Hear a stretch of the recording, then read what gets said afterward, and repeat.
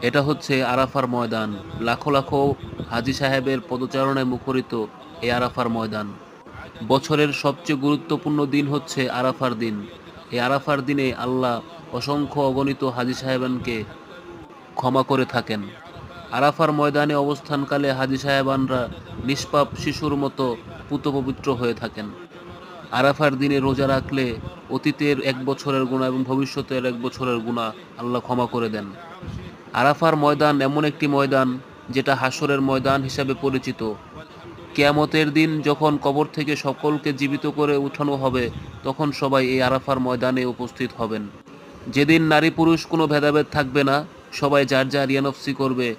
মাথার ১ হাত উপরে থাকবে সূর্য, আর জমিন থাকবে উত্তপ্ত। লাব্বাইক আল্লাহুম্মা লাব্বাইক, এই ধ্বনিতে মুখরিত আরাফার ময়দান। হে আল্লাহ, আমি হাজির। একই ধর্মের বিভিন্ন জাতিগোত্রের সকলে মিলেমিশে এখানে আল্লাহর ইবাদতে মশগুল। উঁচু নিচু, ধনী গরিব, সাদা কালোর কোনো ভেদাভেদ নেই। সবাই এক আল্লাহর আনুগত্য প্রকাশ করছেন। তীব্র প্রখর রোদের মধ্যেও কারো মধ্যে কোনো ক্লান্তি নেই। সবাই আল্লাহর ক্ষমা প্রার্থনা করছেন, যার যার মতো ইবাদত বন্দিগি করছেন। আমাদের সকলকে আল্লাহ পবিত্র হজ করার তৌফিক দান করুন। সকলেই বলি আমিন।